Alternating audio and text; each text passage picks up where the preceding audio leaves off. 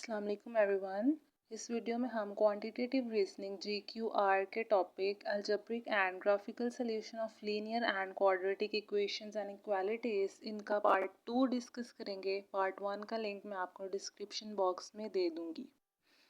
Part 1 में हमने linear equations के क्वेश्चंस सॉल्व किए थे। आज उसका एक रिमेनिंग क्वेश्चंस और ग्राफिकल सॉल्यूशन देखेंगे और क्वाड्रेटिक इक्वेशन डिस्कस करेंगे। क्वेश्चन नंबर 10 देखें। पिछली वीडियो में हमने 9 क्वेश्चन डिस्कस किए थे। क्वेश्चन नंबर 10 का थोड़ा सा मेथड डिफरेंट है। इसका क्वेश्चन है 6 minus 2/3 x plus 5 is equal to 4। सबसे पहले हमने यहाँ पे 3 को दोनों साइड्स पे लिखेंगे। 2 मल्टीप्लाई x को 2x एज इट इज़ और 2 5 10/3 is equal to 4x।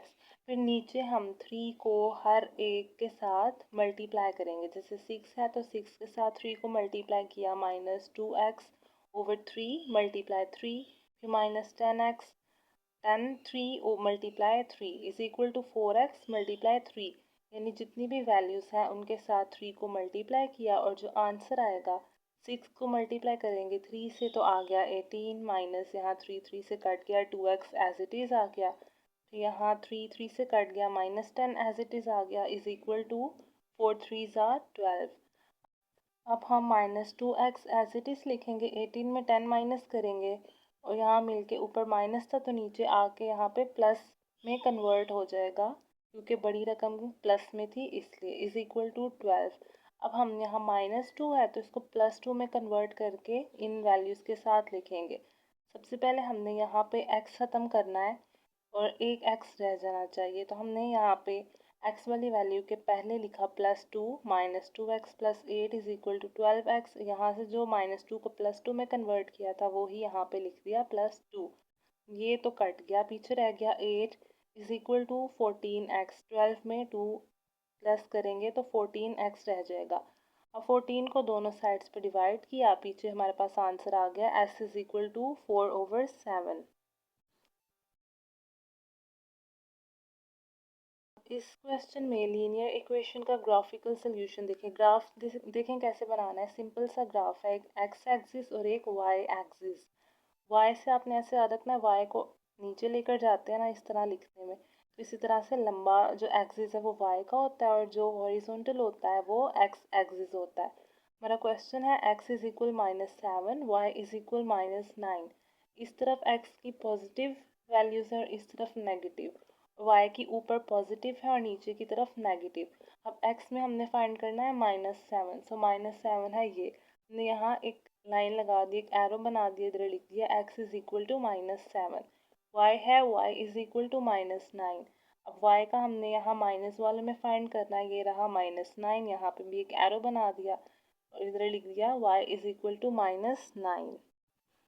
Next question देखें ग्राफ का। क्वेश्चन है 5x minus 2y is equal to 20। हमने y का फाइंड करनी है इसमें वैल्यूज। हम क्या करेंगे, क्वेश्चन को लिखा हमने -2y इज इक्वल टू 20, जो प्लस में था उसको इस तरफ लाके -5x में चेंज कर दिया। 2y is equal to -20 plus 5x, यानी 2y इज इक्वल टू 20 किया हमने, यहाँ का माइनस ख़त्म कर दिया और जो बाकी वैल्यूज़ थी इज इक्वल के इस तरफ उनका माइनस चेंज कर दिया। 20 के साथ माइनस नहीं था, हमने माइनस लगा दिया। 5 के साथ माइनस था, उसको प्लस में कन्वर्ट कर दिया। फिर y is equal to 20 plus 5x/2।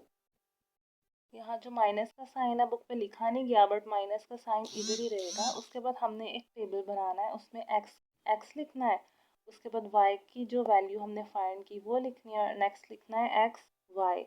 हमने क्या करना है, y की वैल्यू इधर एज इट इज़ लिखी।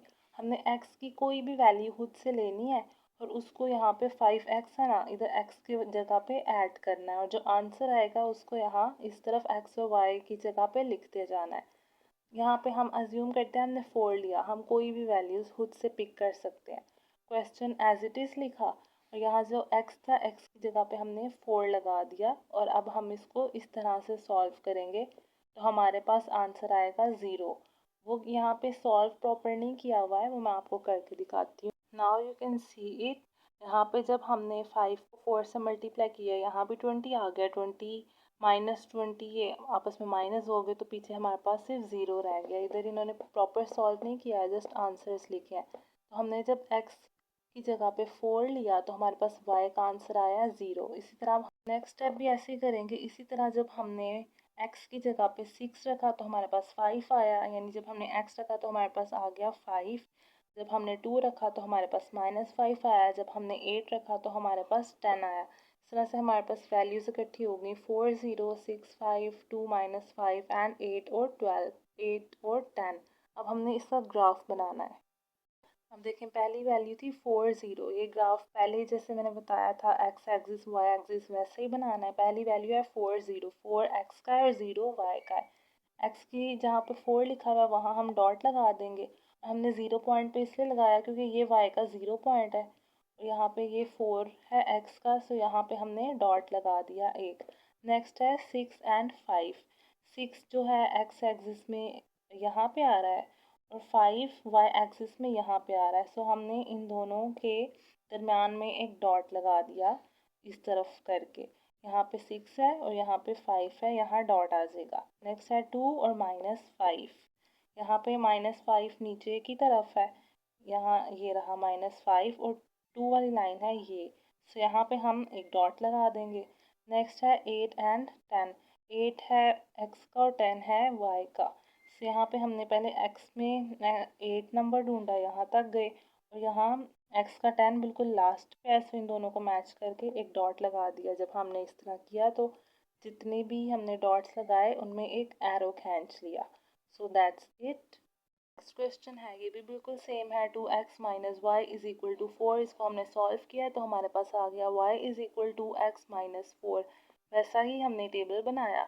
x की खुद से वैल्यू पिक करके हम y में ऐड करते गए x की जगह पे, और जो आंसर आता गया उनको हम साथ लिखते गए। जैसे हमने -1 ऐड किया तो हमारे पास आंसर आया -6, और ये सब हमारे पास जो आंसर्स आए। फिर एक ग्राफ बनाया और उसमें पुट किए, डॉट लगाते गए जहाँ जहाँ वो वैल्यूज़ हैं, और फिर एक एरो खींच लिया। जैसे -1 और -6 है, -1 एक्स एक्सिस में यहाँ पे है और -6 वाई एक्सिस में यहाँ पे है। सो इन दोनों के दरमियान एक डॉट लगा दिया। इस तरह से 0 और -4 जहाँ पे है वहाँ डॉट लगाते गए और लास्ट में हमने एक एरो खींच लिया। नेक्स्ट हम डिस्कस करेंगे क्वाड्रेटिक इक्वेशंस। क्वाड्रेटिक इक्वेशंस करने के डिफरेंट मेथड्स हैं, फैक्टरिंग है, इसके अलावा square root and quadratic formula भी है। अभी हम डिस्कस कर रहे हैं फैक्टरिंग।